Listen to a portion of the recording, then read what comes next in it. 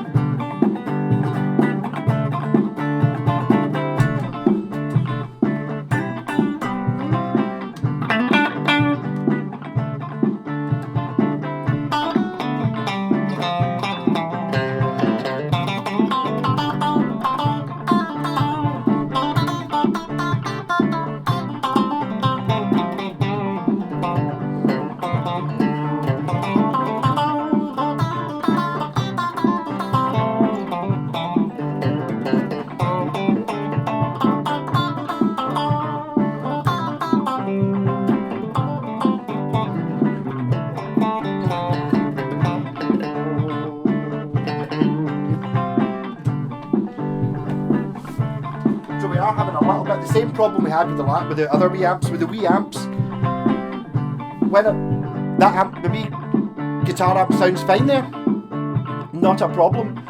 It's interfering when I play the other guitar over the top of it. The overdub is interfering with it because you're trying to push too much out the two speakers, so the speakers try to do both, so you they compete with each other a bit.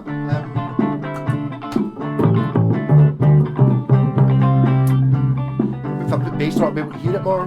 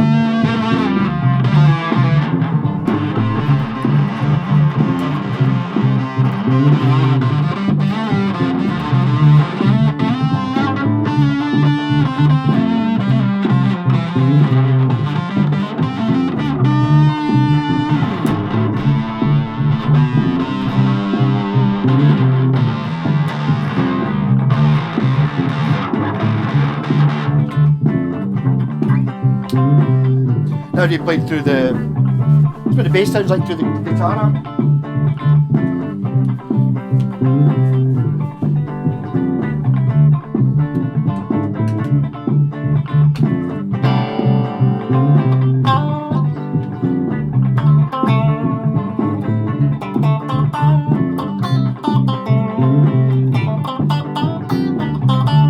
Taking the rat one.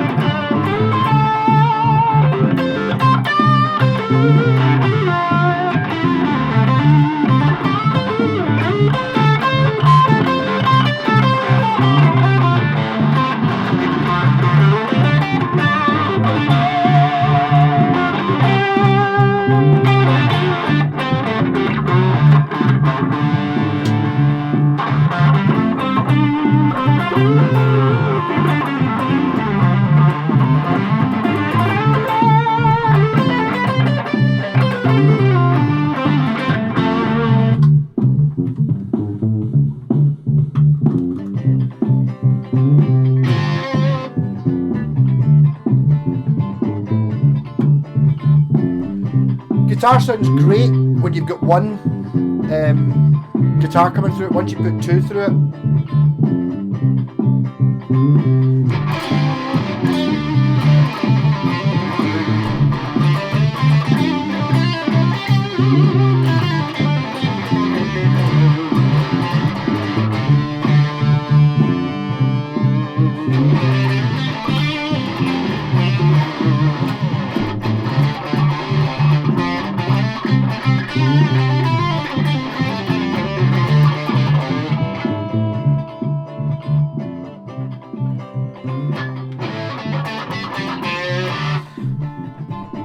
amazing how loud that was up. That's me at my usual volume now. I had to turn the amp down like hell.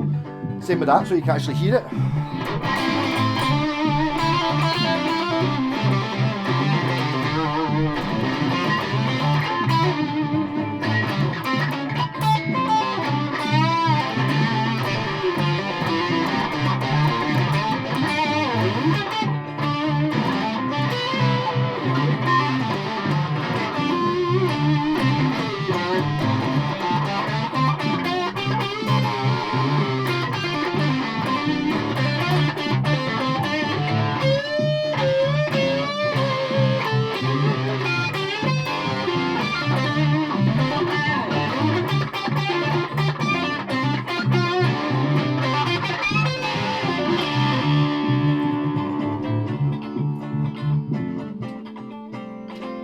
Basically what happened there was I put too much bass in.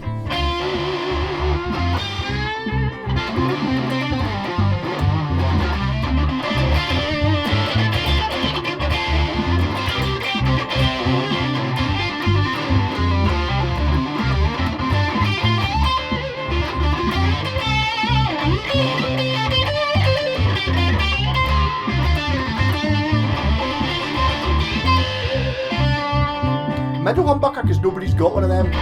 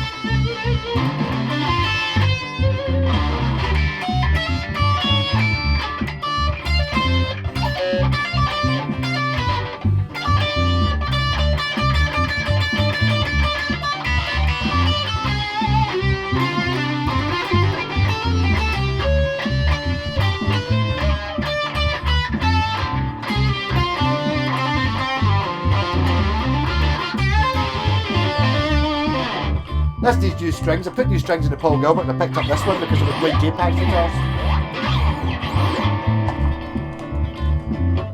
We don't have fast fret, totally worth. I think it's about a 5er, but I've had that my whole life.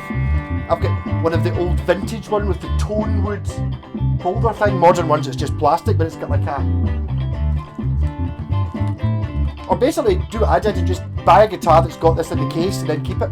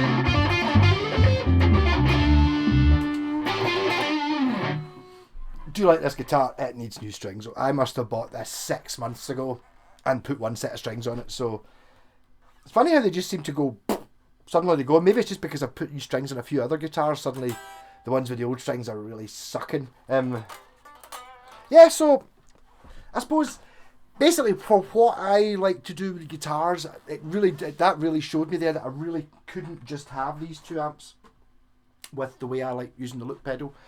The wee guitar, both of them to a certain degree are amazing for what they are with one guitar coming through. Once you put two in, the frequencies go because they're struggling over that wee tiny speaker, whatever is in that. I think it does it to a certain extent, even with with the orange and stuff like that. You don't notice it when it's a 12-inch, or if it's actually three 12-inch speakers, and it's got there's enough room in there to take what's going on. I definitely think, I mean, look at the volume they were going through was ridiculous. Having a jam with real people, then me playing the bass, the drums are in it, and somebody playing the guitar, or somebody playing the bass and me playing the guitar with those two, that's going to be a pure rocking jam, totally. It's just that whole using the loop pedal, which I think is I've been calling these busking amps. I think you get much bigger rolling cubes for busking, ones that are like 50 watt, 100 watt and stuff like that. I mean, and run off a car battery sort of thing. That's like the micro cube. So that's micro, it's not the mini. Micro's smaller than mini. It goes micro, mini, cube, and I think a cube is, I don't know, not something I've ever looked at, to be honest. I just love that the sound on its own, and the guitar and the bass are just fantastic. These are both also running in batteries, so the bass isn't, especially with that chorus and the jazz chorus clean.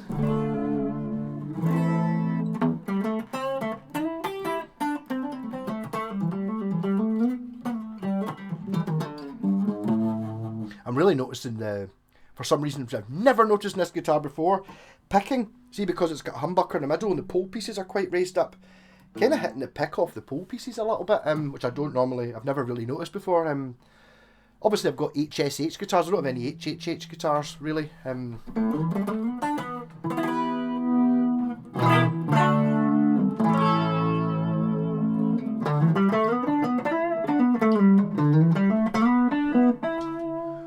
I think maybe with a lot of these things,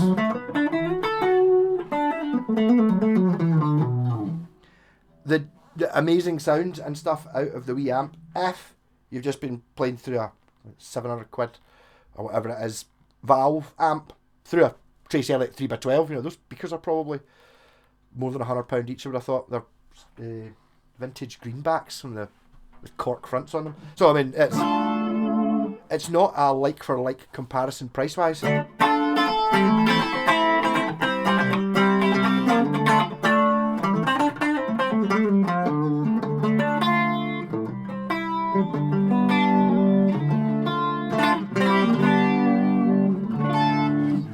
dare say there's probably a slight element of it not really being the ideal guitar for the situation. This has got £450 worth of Seymour Duncans in it. Going into an amp that cost me like 30 quid. It's like, so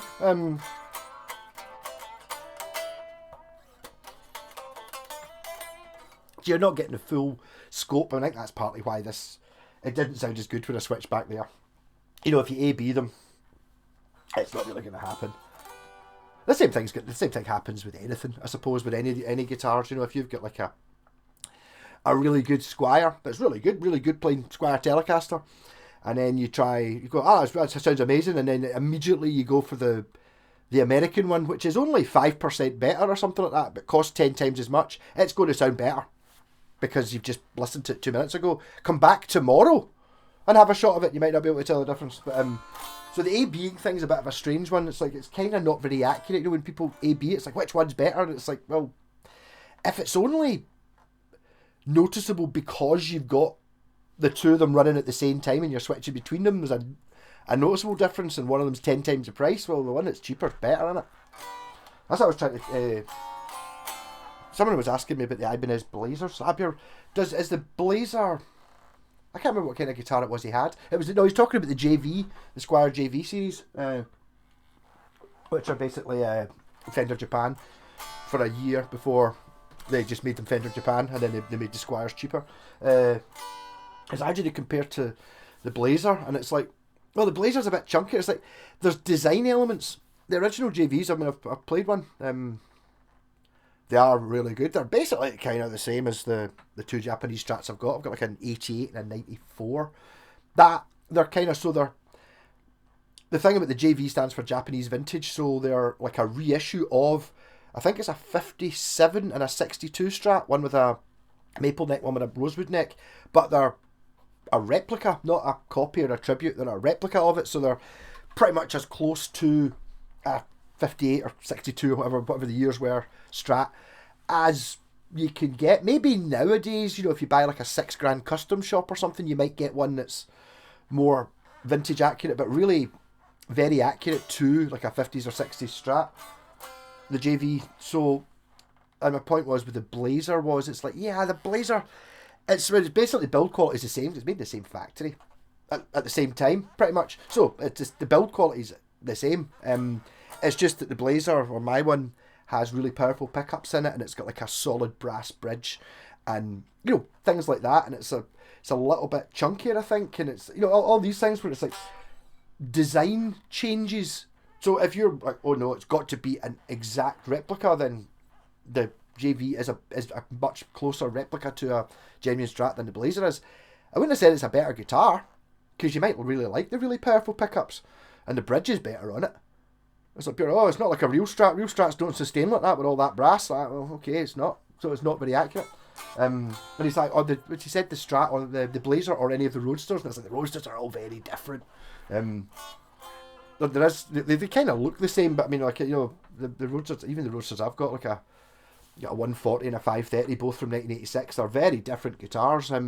They share a lot of shit going on between them, but they're very different. And if you go like in the middle there, in the mid 80s, the 82, 83 and stuff like that, they are somewhere in the middle. They're sort of flat top ones. You know, they're design elements. But my argument would be sitting in there like that, pure. Well, the thing is, you could pretty much buy. I reckon you could buy I could, but I mean, you could probably buy like an early Blazer. It must have been a BL 450. You could probably buy that, and like a Roadster hardtail, and a Roadster with a Floyd Rose on it for the price of a JV Strat.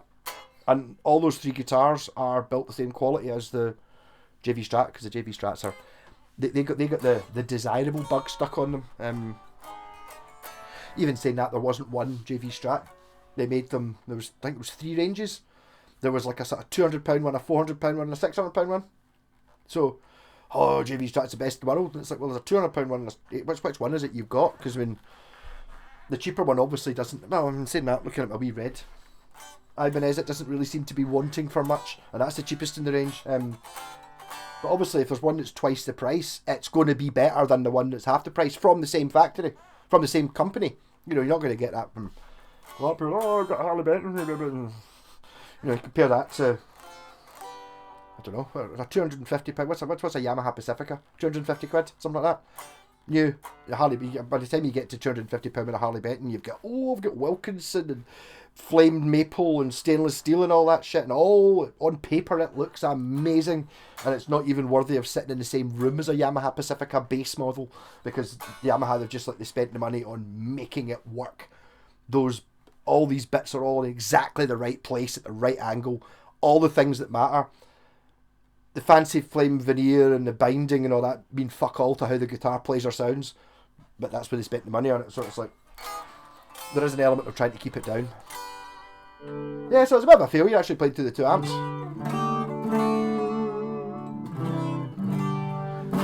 But I mean, I really can't. There's one of them for sale on, I think it's 40 quid. And to be honest, it's worth 40 quid. The cubes, I think that's kind of the going rate. I was lucky.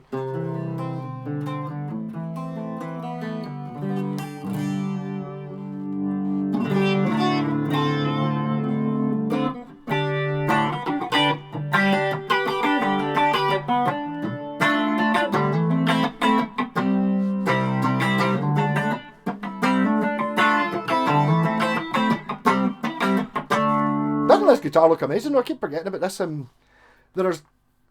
go through so many J packages. It's kind of, I'm not bored at looking at them yet, but there are some that just don't look like anything else. None of them look like this. This is a pure one-off. It's a really strange one. It kind of looks like it's got shadows and stuff on it, but it's not. They're kind of painted on it. It's like there's dark bits. You go, oh, there's a bit of light. No, it's that. Okay, that was a bad example, but some of it. It's got really bringy. I was talking about this yesterday in a guitar I was playing. It's really brrr. When you hit it a certain way, it goes brrr. Boss Nass. Or Harold Bishop. I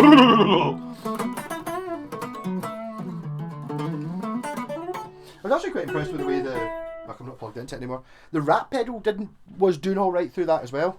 So I mean, I think you can use that with pedals. Less so with the Black Star Fly. It's like maybe if you really have to alter what your pedals do. Maybe like a wee drive pedal or a tube screamer would just give you your 2 sounds, like a slight EQ boost rather than being an actual full on haha here's a sound, because the wee speaker just can't handle it. That seems much better for that. But even then, it does have decent distortion in it. It's got a really just. Again, it's doing the same as what the bass amp does. See, when I'm hitting that note, I can actually feel air getting blown out the top of the amp.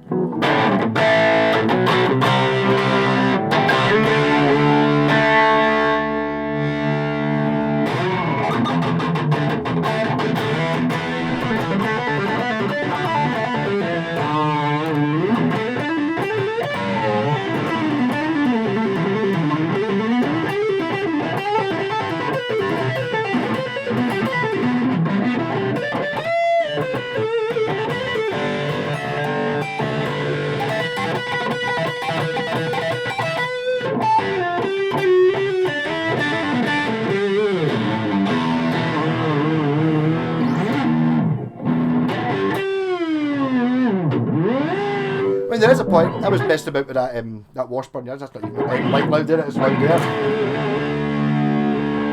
There's so much you can go. This goes up higher. That one, David's one. This goes.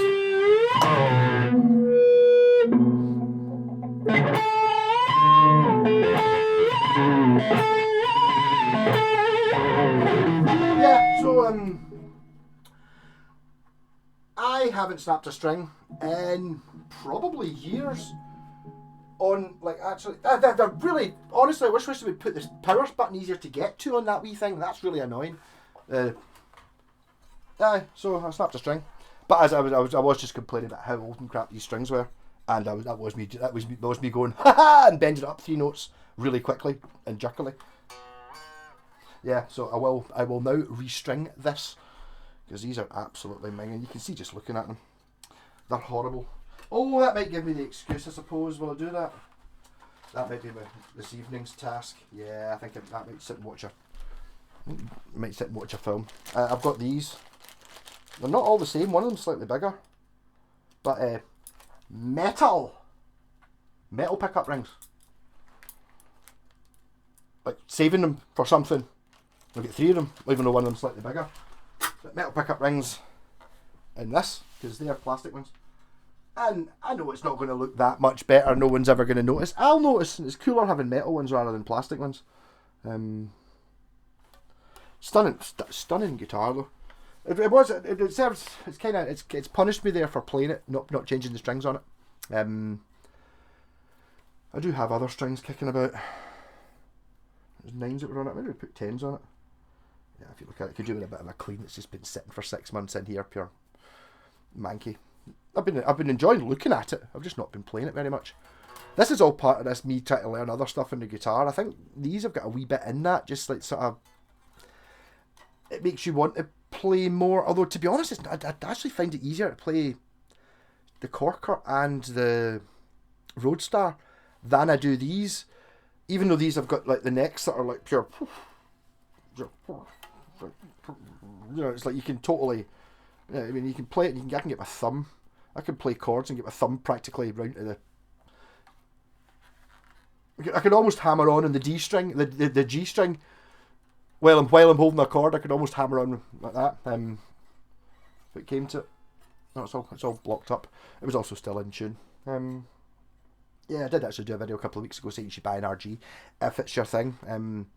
Again, maybe I don't know if there's any way of having a shot of them. It's a taste thing to a certain extent. Like if you get like a Geo, one of these, a lot of it's the same.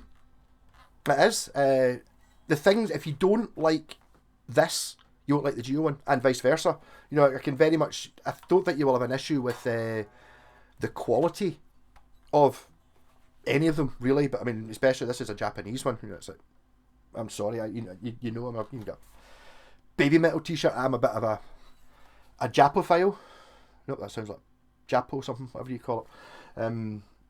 They do make the best guitars. Sorry, or the best ones that aren't £10,000. I'm sure.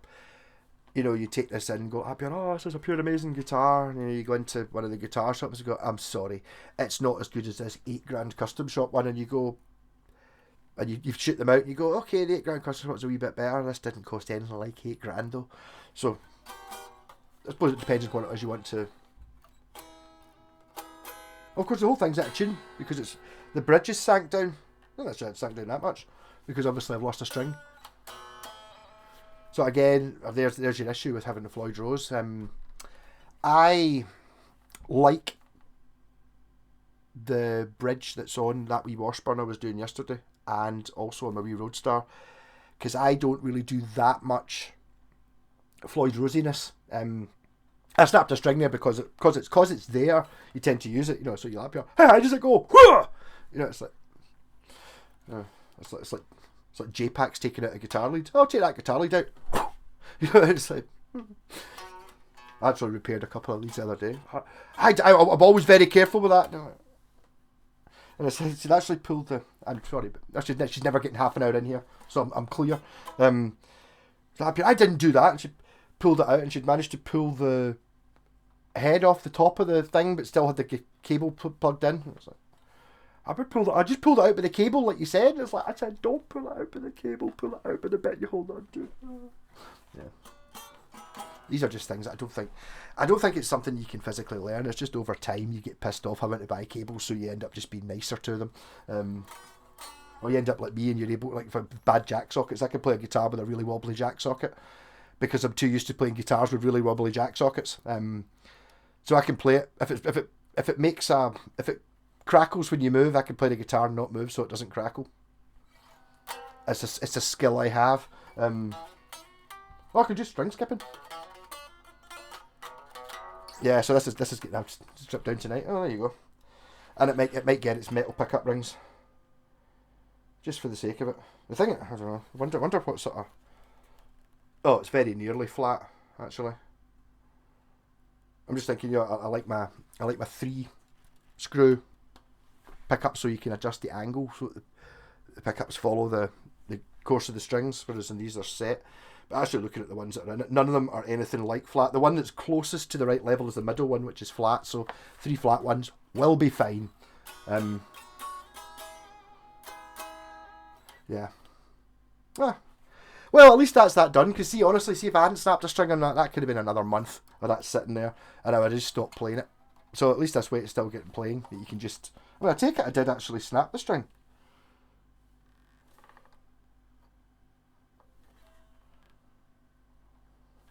Did I? I'm not sure I did actually snap the string. I think I might have just pulled it out the... I've already tied a knot in it. I think I might have just pulled it out the saddle. No, I snapped it. It just snapped right at the saddle, because obviously in there you get clamped up. Not the best system, but it's the way... I think it's the reason it's there is because it's the simplest system. Once you start putting hinges and clips and stuff on to try and take the strings, it becomes more complicated, whereas just having a wee stupid block that falls out. Although more modern Ibanez, or more modern Floyd Roses, the wee block that always falls out is T-shaped, so it can't actually fall out. That was a good invention, whoever invented that, because the wee block things are pure annoying, especially when you've just got a Floyd Rose for the first time and you're trying to work it out. I mean, it's such a daunting thing. I've actually got another Floyd Rose I've got to do. I'll do that tonight instead of this. I'll do it after I set up this for a wash burn. It's just, I get it. Once you start fidgeting with it, it's gone. You know, it's like, it's a shame. The thing that gets me as well is it's just the number of people. I get why they sell them, but they shouldn't. I think Ibanez, if I'm not just watching one of the Andertons videos, they're talking about Ibanez, and they've just done the first ever Geo with a Floyd Rose. So what I'm thinking there is Ibanez and Yamaha, the Japanese, are, even though the cheaper guitars aren't made in Japan, it's still a Japanese company, so they tell them, you know, they spec things out. The whole idea of having like a £150 guitar with a Floyd Rose is that go to a Floyd Rose is about 250 quid's worth, something like that, to buy just the bridge on its own. And they're selling a guitar for 150 quid that's got something like this in it. What level of quality can you get in that if it costs, the whole guitar costs less than that Floyd Rose? You know, so it's like, I think Ibanez have maybe been holding off that because there's so many guitars. I mean, there's a number of guitars you see that have got Floyd Roses, and it's just like some kid wants a BC Rich Warlock, you know what I mean? But obviously, need to get a Floyd Rose on it, they're paying £150 new. And you're like, Floyd Rose is just not going to, it's not going to survive. I could probably live with it because I know exactly how to set it up, but it's just like the quality of the bits in it, especially when there's so many bits that move and so many screws. So if you if you're buying a guitar for, I don't just want to say Harley Benton, lots of people do a guitar with a Floyd Rose for like 150 quid. See, if you really turn one of those screws, it's just going to thread, because it's like, you can't have, it's got to be made of a decent amount of metal. There's an awful lot of bits in it. Like, I can get away with it, see, like a telly bridge or a P-bass bridge, something like that. There's nothing there. So, I mean, it's like, it's just a bent piece of metal with saddles. So it's like, provided you make the bent piece of metal out of metal and the saddles have got, yeah, there's not that much in it compared to this, which has got lots of intricate parts that all have to work together really well and all that stuff. I mean, I've not had any issues with decent Floyd Roses, because I always thought Floyd Roses were just unusable. Until I got, actually the one I'm going to fix up later on, I got it was a Washburn G15 with a crazy paint job. Well, what was, when I sold it, a crazy paint job? Not as crazy as that, therefore, quite pleased I sold it. That was the first Floyd Rose I ever had that I got working, because the guitar was really dirty. It was in really good condition, but really dusty, so I took the Floyd Rose completely to bits, stripped it right down, cleaned it, oiled it, put it back together, and built it from scratch. And then when I put it in the guitar and set it up, it was like, oh my god, these can work! Because I'd never actually come across one that actually worked. It just returned to pitch on its own, all these things, partly because every element of it I'd adjusted. Whereas when you're getting a guitar, especially if it's 10, 20 years old, and you've had people messing about with it that don't know what they do, they've maybe adjusted things all over the place. You know, it's like, I mean, I hate to think what that rant I did the other day about that Yamaha Pacifica. I hate to think what that guy did to that. You know, I mean, I set it up, put a shim in the neck to make it all pay absolutely perfectly. He took the shim out, said you don't need to use a shim, you can just use the truss rod, and it's like, no, no, it's not the same thing. So I mean, he's brought the truss rod back, it's fretting out up here, and the bridge, you know, it's like, same thing with one of these. Someone who doesn't know what they're doing. Oh, just adjust these screws. It's now sinking into the body. And then you can't remember what they've done, so they've adjusted all the bits, but not adjusted it with any knowledge of where anything goes. That's when you get things that are broken as well. Tend to be, you know, burst when someone's just tried to unscrew a screw, but there's still tension on the string. The string's still tuned, and you've tried to slide the saddle back, and it chews the screw up because it's under, you know, you're pulling against a tuned D string. Maybe not in a Floyd Rose, but you know what I mean. Yeah, so I managed to talk for 40 minutes. Rock on.